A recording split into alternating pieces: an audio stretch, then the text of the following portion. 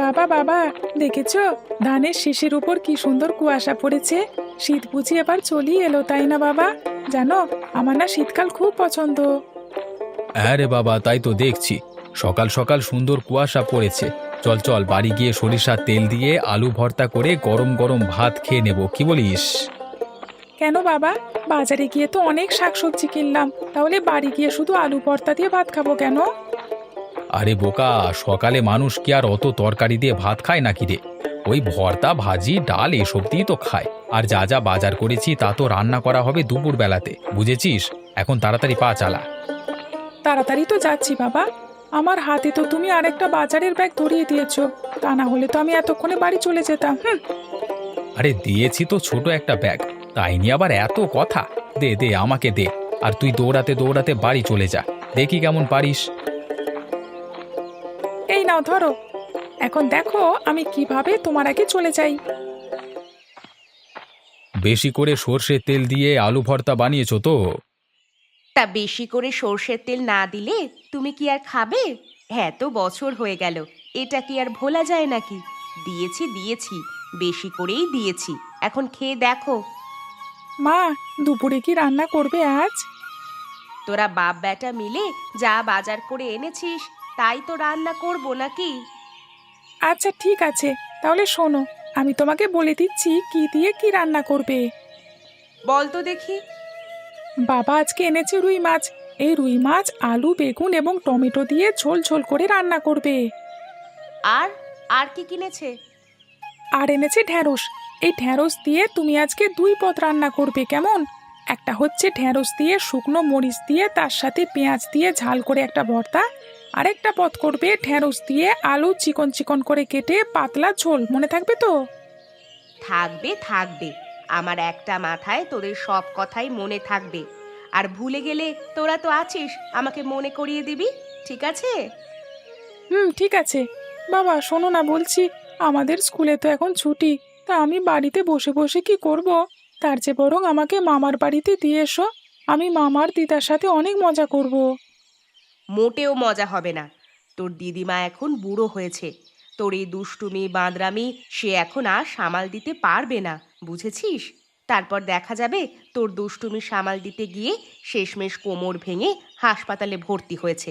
কোনো দরকার নেই, বাড়িতেই চুপ করে বসে থাক। তোকে আমার একটুও বিশ্বাস নেই। বাবা, আমি কিন্তু এখন ভাত খাবো না বলে দিলাম। আরে গিন্নি, এমন করছো কেন? রানা তো ঠিকই বলেছে। এখন তো সে বড় হয়ে গেছে, আর ছোট্টটি নেই। আর ও মোটেও দুষ্টুমি করবে না, অনেক ভালো ছেলে হয়ে গেছে। তাহলে আমাকে মামা বাড়ি নিয়ে যাবে বাবা? হ্যাঁ, আমি তুই আর তোর মা তিনজনই যাব। তোকে মামা বাড়িতে রেখে আমরা দুজন বাড়িতে চলে আসব। আবার আমি কেন? বাড়িতে তো অনেক কাজ পড়ে আছে। তুমিও তো অনেক দিন ধরে তোমার মার কাছে যেতে চাইছিলে, তো চলো এই সুযোগে একটু ঘুরে আসি। যেতে পারি, তবে এক শর্ত আছে। সেখানে গিয়ে রানা যদি দুষ্টুমি করে তাহলে আমাদের সঙ্গে করে আবার কিন্তু বাড়ি নিয়ে আসবো। আচ্ছা মা, আমি কথা দিচ্ছি আমি মোটেও দুষ্টুমি করব না। তুমি দেখে নিও, একদম লক্ষ্মী বাবু হয়ে থাকবো। তুই আমাকে যা কথা দিয়েছিস সেটা তো মামার বাড়ি যেতে যেতে রাস্তার মধ্যেই ভুলে যাবি রে বাবা। থাক মা, নিয়ে গেলে নিয়ে যাব, না নিয়ে গেলে নেই, কিন্তু এত কথা আর ভালো লাগছে না। থাক থাক, ছেলেটাকে সকালবেলাতে এমন খেপিয়ে দিও না তো। আচ্ছা শোনো বাবা, আমি আর তোর মা পরশুদিন সকালেই তোকে মামার বাড়িতে রেখে আসবো। এখন যা, ভালো মতো স্নান করে ব্যাগ গুছিয়ে রাখ। আচ্ছা বাবা, আজকে বিকেলের মধ্যেই সবকিছু গুছিয়ে রাখবো। তুমি না অনেক ভালো বাবা। কথা শুনলি ভালো, আর কথা না শুনলি পচা, তাই না? বাবা, আমার যে কি মজা লাগছে না। এই তো মামার বাড়ির কাছে চলে এসেছি। ও, তোমার এখন মজা লাগছে? এত দূরের রাস্তায় এত রোদের মধ্যে আসলাম, তাও তোমার মধ্যে কোনো ক্লান্তির ছাপ নেই। অথচ বাড়ি থেকে বাজার মাত্র 10 মিনিটের রাস্তা, তাও আসতে তোমার ওই হাত পা ভেঙে যায়, তাই তো? বারবার আমাকে বলো, বাবা রিক্সা নাও না, রিক্সা নাও না, তাই না? বাবা, তোমার সাথে আর মার সাথে এখন থেকে কোনো কথাই বলবো না। আমি যাই বলি তাতেই তোমরা দোষ ধরো। এমন করলে কি হয় বাবা? বাজারের রাস্তা আর মামার বাড়ির রাস্তা কি কখনো এক হতে পারে? মামা বাড়ির রাস্তা মানে শুধু আনন্দ আর আনন্দ, বুঝেছ? তা কথাটা তুই ভুল বলিসনি, একদম ঠিক কথাই বলেছিস। তা এখন তোর দিদিমা আর মামার জন্য কি কিছু নিয়ে যাবি নাকি আবার খালি হাতেই চলে যাবি? এতদিন পর যাচ্ছি, খালি হাতে কি যাওয়া সম্ভব বাবা? এই তো সামনেই মিষ্টির দোকান, চলো না ভালো ভালো দেখে চমচম আর বালুশাই মিষ্টি নিয়ে যাই। এগুলো কি তোর পছন্দ নাকি তোর দিদিমা আর মামার পছন্দ? আমরা যতটুকু জানি এইসব মিষ্টি তো তুই পছন্দ করিস। ঠিক আছে বললাম তো, তাহলে তোমরা অন্য কোনো মিষ্টি নিও না, আমার কোনো কথা তোমাদের শুনতে হবে না, আমি এই মুখ বন্ধ করলাম। কি হে, আপনার দোকানে ভালো মিষ্টি পাওয়া যাবে? তা তো পাওয়া যাবেই। তো কি মিষ্টি নেবেন আপনারা? এই ধরেন বালুশাই আর চমচম। না না না, বালুশাই আর চমচম তো হবে না, 3 দিন আগে শেষ হয়ে গেছে। আর বাজারে যাওয়া হয়নি, নতুন করে কাঁচামাল কেনা হয়নি। আপনি দেখেন না, আরও অনেক ধরনের মিষ্টি তো আছে, কোনটা নেবেন আপনি বলুন, দাম কমই রাখবো। অন্য মিষ্টি লাগবে না, অন্য মিষ্টি আমার মামা আর দিদিমা একদমই পছন্দ করেন না। বাবা চলো, আমরা অন্য কোথাও দোকান থেকে কিনে নেব। আরে তুই যেমন জানিস তোর মামা আর দিদিমা কোন মিষ্টি খেতে পছন্দ করে, তেমনি আমি তাদের মেয়ে আর বোন হয়েও জানি যে তারা এই বালুশাই আর চমচম খেতে একদম পছন্দ করে না। এই কারণেই আমরা এখান থেকেই অন্যান্য মিষ্টি নিয়ে যেতে পারবো, আর তোর পছন্দের বালুশাই চমচম মামার বাড়ির কাছের এক দোকান থেকে কিনে নিব। ঠিক আছে?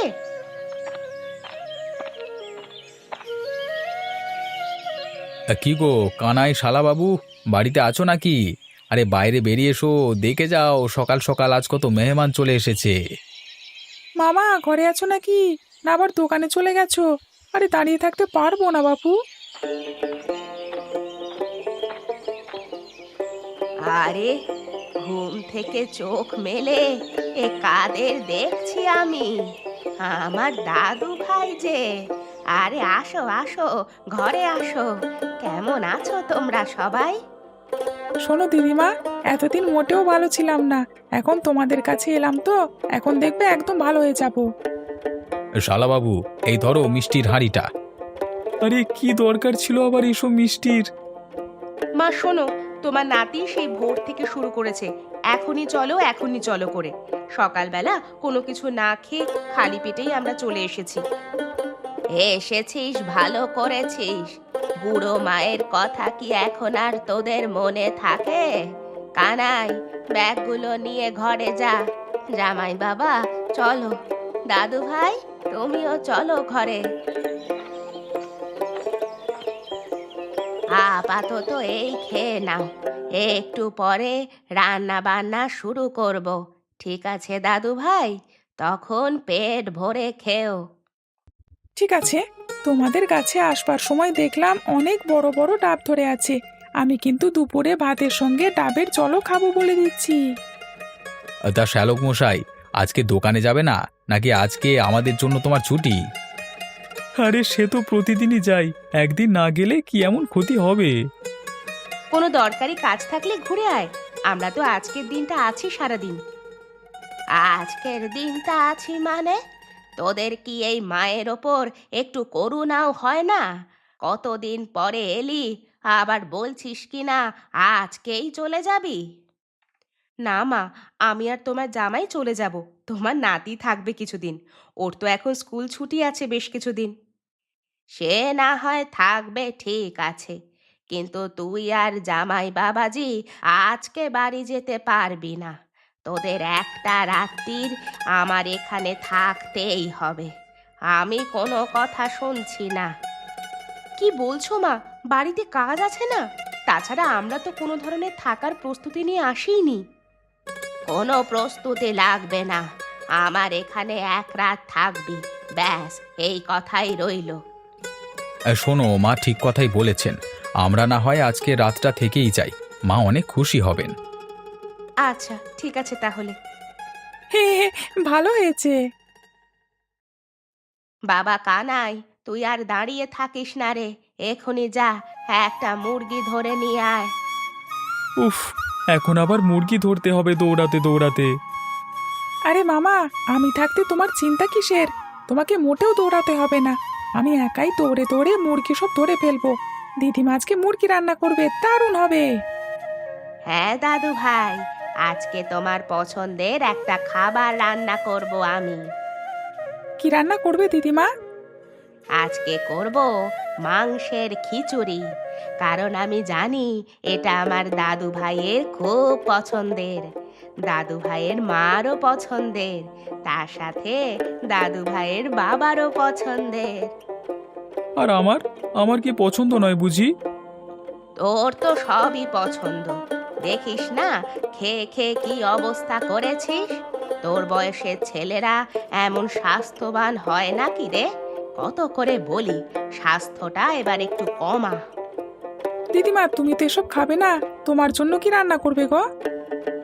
আমার জন্য আলাদা একটা কিছু করে নেব দাদু ভাই, তোমরা এখন বিশ্রাম করো, আমি রান্না বান্না শুরু করে দিচ্ছি, কেমন?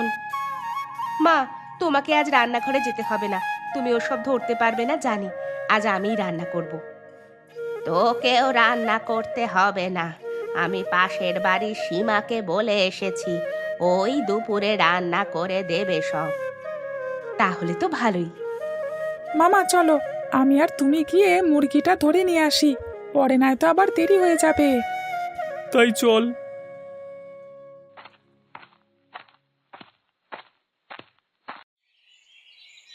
দাদু ভাই, খেয়ে বলো তো দেখি মাংসের খিচুড়ি কেমন হয়েছে খেতে?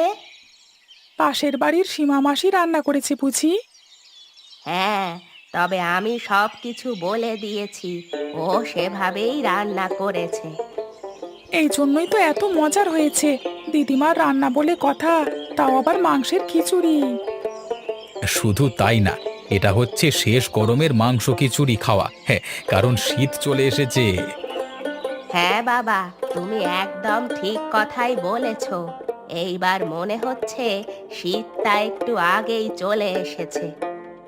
জানো দিদিমা, শীতের সন্ধ্যায় আমাদের গ্রামের ছেলেরা অনেক খেলাধুলা করে, মামা আমি তো সাথে করেই বল নিয়ে এসেছি, খাওয়া শেষ করে বিকেল বেলায় তোমাদের ওই বটতলার মাঠে গিয়ে কিন্তু খেলবো। আচ্ছা চল যাই। আমি তো বলেছিলাম দুপুরে ভাতের সঙ্গে আমি ডাবের জল খাবো, কোথায় গেল? কাছ থেকে কানাই মামা তো অনেকগুলো ডাব পেরেছে, কোথায় সেগুলো, কোথায়? এই থাম, এত কথা কেন বলছিস বলতো? তোকে কেউ না করেছে যে দেবে না? একটু শান্ত হয়ে বসতে পারিস না? ওহো হো হো, রান্নাঘরেই আছে, আমি একদম ভুলে গিয়েছিলাম দাদু ভাই, তুমি একটু বসো, আমি এক্ষুনি নিয়ে আসছি।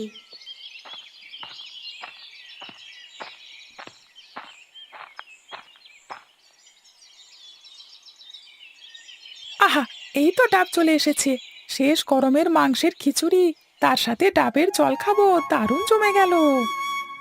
মা, আমার তো এই দস্যি ছেলেটাকে রেখে যেতে খুব ভয় হচ্ছে, ও তো তোমার মাথার চুল একটাও রাখবে না, ওর চিন্তায় তোমার সব চুল পড়ে যাবে। হ্যাঁ বলেছে তোকে, সেটা আমি আর আমার দাদু ভাই বুঝবো, তোকে তো ভাবতে হবে না। একদম ঠিক কথা বলেছো দিদিমা, জানো বাড়িতে বাবা আর মার জন্য আমি কোনো কথাই বলতে পারি না, সব সময় তারা আমার দোষ ধরে, এই তোমার কাছে এলে একটু শান্তি পাই, তুমি আমাকে কত আদর করো, কিছুই বলো না। দাদু ভাই, আদর শুধু আমি করি না, তোমার বাবা মাও করে, তুমি যখন বড় হবে আস্তে আস্তে সব বুঝতে পারবে। হুম, এখন আমাকে ডাব দাও।